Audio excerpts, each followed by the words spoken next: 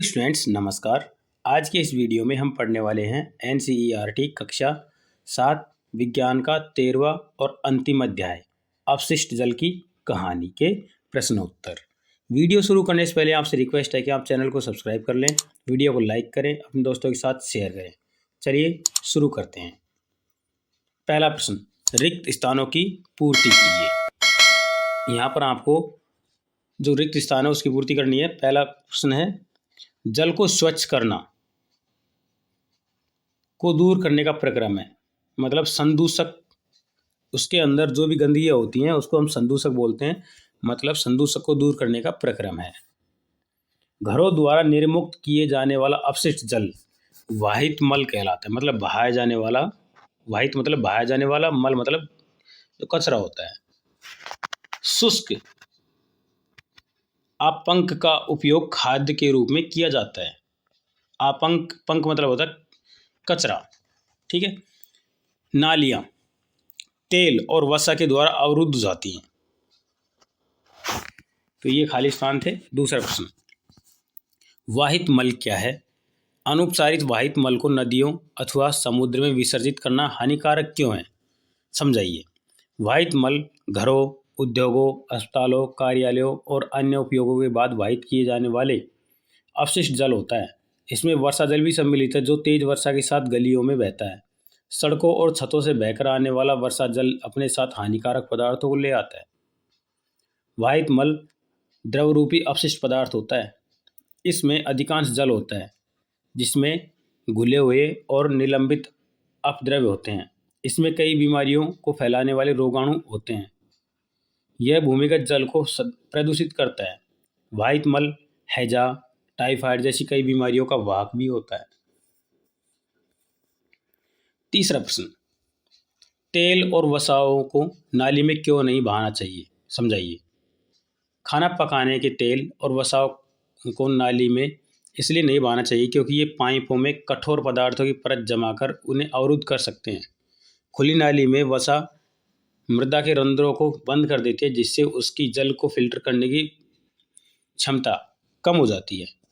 Paint, विलायक, कीटनाशक, motor तेल आदि रसायन उन सूक्ष्म जीवों को मार सकते हैं जो जल के शुद्धिकरण में सहायक होते हैं। इसलिए इन्हें नाली में मत बहाइए, उन्हें कूड़ेदान में ही फेंकना चाहिए। चौथा प्रश्न, अपशिष्ट जल से स्वच्छ जल प्राप्त करने के प्रक्रम में सम्मिलित चरणों का वर्णन करिए। इसका उत्तर है, अपशिष्ट जल के उपचार में भौतिक, रासायनिक और जैविक प्रक्रम सम्मिलित होते हैं जो जल को संदूषित करने वाले भौतिक, रासायनिक और जैविक द्रव्यों को पृथक करने में सहायता करते हैं। पहला, सर्वप्रथम अपशिष्ट जल को ऊर्ध्वाधर लगी छड़ों से बने सलाका छन्ने मतलब बार स्क्रीन से गुजारा जाता है। इससे अपशिष्ट जल में उपस्थित कपड़ों के टुकड़े, डंडियाँ, डिब्बे, प्लास्टिक के पैकेट, नैपकिन आदि जैसे बड़े साइज के संदूषक अलग हो जाते हैं। दूसरा, अब वाहित अपशिष्ट मल को ग्रिट और बालू अलग करने वाली टंकी में ले जाया जाता है। इस टंकी में अपशिष्ट जल को कम प्रवाह से छोड़ा जाता है जिससे उसमें उपस्थित बालू, ग्रिट और कंकड़ पत्थर उसकी पेंदी में बैठ जाते हैं। फिर जल को एक ऐसी टंकी, बड़ी टंकी में लाया जाता है जिसमें पेंदा मध्य भाग की ओर ढलान वाला होता है। जल को इस टंकी में कई घंटों तक रखा जाता है जिससे मल उसके ठोस उस तली के मध्य भाग में बैठ जाते हैं। इन अशुद्धियों को खुरच कर बाहर निकाल दिया जाता है। ये आपंक मतलब स्लज होता है।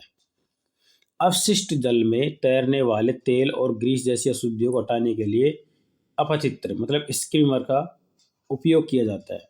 इस प्रकार साफ किया गया जल निर्मलीकृत जल कहलाता है। निर्मलीकृत जल में पंप द्वारा वायु को गुजारा जाता है जिससे उसमें वायवीय जीवाणुओं की वृद्धि होती है। ये जीवाणु निर्मलीकृत जल में अब भी बचे हुए मानव अपशिष्ट पदार्थ, खाद्य अपशिष्ट, साबुन और अन्य अवांछित पदार्थों का उपभोग कर लेते हैं।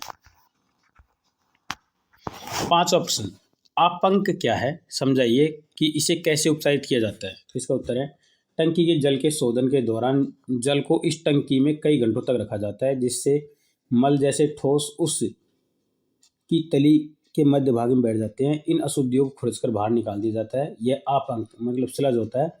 अपंक को एक पृथक टंकी में स्थानांतरित किया जाता है जहां यह अवायवीय जीवाणुओं द्वारा अपघटित हो जाता है।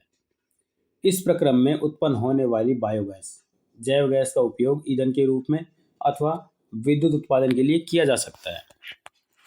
छठा प्रश्न, अनुपचारित मानव मल एक स्वास्थ्य संकट है। समझाइए। अनुपचारित मानव मल स्वास्थ्य संकट का एक कारक है। इसमें जल और मृदा का प्रदूषण हो सकता है। सतह पर उपलब्ध जल और भूजल दोनों मानव मल से प्रदूषित हो सकते हैं। भौम जल कुओं, ट्यूबवेल मतलब नलकूपों, झरनों और अनेक नदियों के लिए जल का स्रोत है। इस कारण उसमें हैजा, टाइफाइड, पोलियो, मेनिंजाइटिस, हेपेटाइटिस और पेचिस जैसे रोग पैदा हो जाते हैं। सातवां प्रश्न, जल को रोगाणुनाशित या रोगाणु मुक्त करने के लिए उपयोग किए जाने वाले दो रसायनों के नाम बताइए। इसका उत्तर है क्लोरीन और ओजोन। अपशिष्ट जल उपचार संयंत्रों में शलाका छन्नों के कार्यों को समझाइए। तो इसका उत्तर है अपशिष्ट जल में बड़े आकार के संदूषक जैसे कपड़े के टुकड़े, डिब्बे, प्लास्टिक की थैलियाँ, नैपकिन, डंडियाँ आदि विद्यमान होते हैं। इन अपशिष्ट जल को ऊर्ध्वाधर लगी डंडियों से बनी शलाका छन्नों में से गुजार कर पृथक किया जाता है, जिससे इसमें बड़े आकार के संदूषक अपशिष्ट जल से अलग हो जाते हैं। नवा प्रश्न, स्वच्छता और रोग के बीच संबंध को समझाइए। तो इसका उत्तर स्वच्छता और रोग का आपस में गहरा संबंध है।